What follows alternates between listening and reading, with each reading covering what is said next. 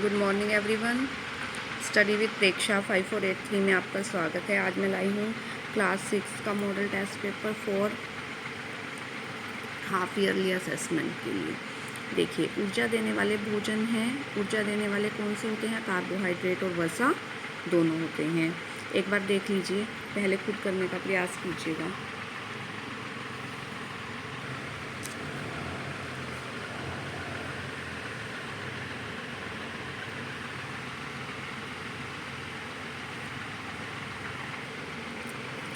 कौन सा पदार्थ समूह से मेल नहीं खाता? चीनी, नमक, रेत और नीला तोता। बाकी सारी चीज़ें पानी में घुल जाती हैं, रेत जो है वो पानी में नहीं घुलती। तालाबों के जल को साफ किया जाता है अवसादन विधि द्वारा। ठीक है, अवसादन विधि द्वारा।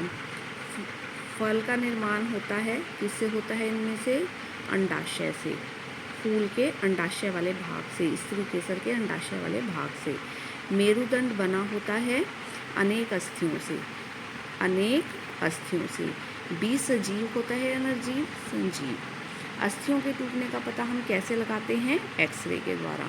यदि किसी पौधे की जड़ रेशेदार हो तो उसकी पत्ती का शिराविन्यास कैसा होगा? समानांतर शिराविन्यास।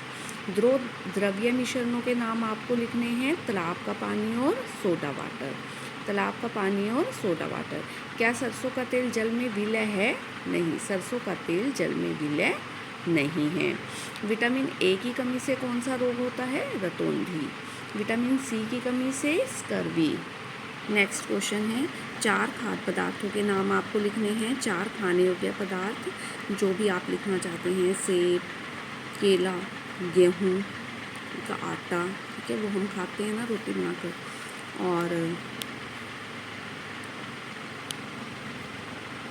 संतरा, अंगूर, जो भी आप लिखना चाहते हैं इसमें लिख सकते हैं। 4 खाने योग्य पदार्थों के आपको नाम लिखने हैं। पौधे में तने के क्या कार्य हैं? तना क्या कार्य करता है? जो पानी अवशोषित करते हैं, खनिज लवण अवशोषित करते हैं मिट्टी से, उन्हें अन्य भागों तक पहुंचाने का कार्य करता है। पत्तियों ने जो भोजन बनाया उसे नीचे जड़ तक पहुंचाने का कार्य करता है। मेन जो पौधा है वो एक जगह से दूसरी जगह पदार्थों को ले जाने का कार्य करता है और उसको आधार प्रदान करता है, पौधे को सीधा खड़ा रखता है।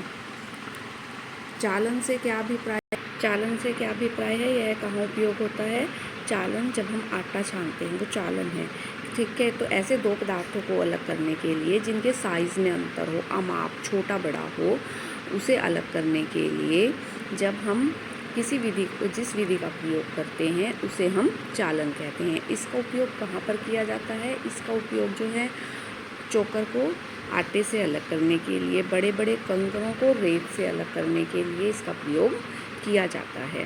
कंदुक खलिका संधि क्या है? कंदुक खलिका संधि जो है वो हमारे कंधे में पाई जाती है। इसमें क्या होता है, एक जैसे हमारा हाथ है वो एक बेलन की तरह कार्य करता है। वो एक कटोरी में, वो एक गेंद में धंसा हुआ है और वो गेंद एक कटोरी के चारों ओर घूम रही है। मतलब जिस संधि में हमारा हाथ जो है वो 360 डिग्री तक घूम सकता है, उसको पूरा का पूरा गोल घूम सकता है, वो कंदुक खलिका संधि है। यह हमारे कंधे में पाई जाती है। घास के मैदानी क्षेत्रों में रहने वाले जंतुओं को अपना अस्तित्व बनाए रखने के लिए तीव्र गति की आवश्यकता क्यों होती है? क्योंकि देखिए, घास का मैदान है, अपनी रक्षा करने के लिए, ताकि वो दूसरों को अगर कोई उन्हें देख पाए तो उन्हें तेज़ गति से दौड़ना पड़ता है। अपनी रक्षा करने के लिए उन्हें तेज़ गति से दौड़ना पड़ता है। दूसरा रीज़न क्या है? अपने शिकार को पकड़ने के लिए भी उन्हें तेज़ गति से दौड़ना पड़ता है। इसके बाद है अनुकूलन किसे कहते हैं? मछलियों का शरीर जल में रहने के लिए किस प्रकार अनुकूलित है?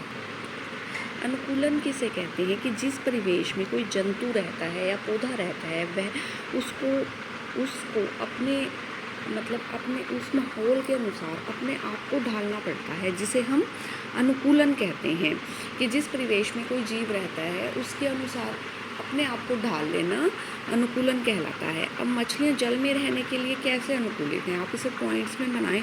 पहला, मछलियों का शरीर धारा रेखीय होता है, जो उन्हें गति करने में सहायता करता है। इसके मछली के शरीर पर शलक होते हैं जो उसे सुरक्षा प्रदान करते हैं और जल में सुगम गति करने में सहायता करते हैं।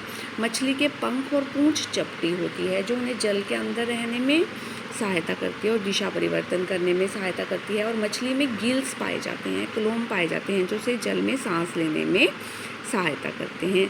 ये ऐसी बहुत सी संरचनाएं हैं जो मछली को जल में रहने के अनुकूलित बनाती हैं। अब अगला है शरीर में पाई जाने वाली संधियों के बारे में आपने लिखना है।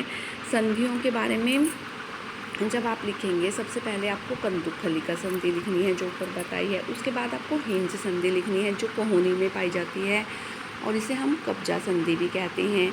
अचल संधि हमारे जबड़े में पाई जाती है। ठीक है, हमारा निचला जबड़ा मूव करता है, हमारा ऊपर का जबड़ा मूव नहीं करता, उसमें अचल संधि पाई जाती है। गुरार्ग संधि हमारी गर्दन में पाई जाती है। आपको इन सभी संधियों के बारे में इसमें लिखना है। पौधे के विभिन्न भागों के बारे में चित्र बनाकर वर्णन करना है कि पौधे के विभिन्न भाग हैं जड़, तना, पत्ते, फल, फूल और बीज। ये वाला सेट के पेपर में भी आया था ये क्वेश्चन, इंपॉर्टेंट क्वेश्चन है, फिर दोबारा से भी आ सकता है।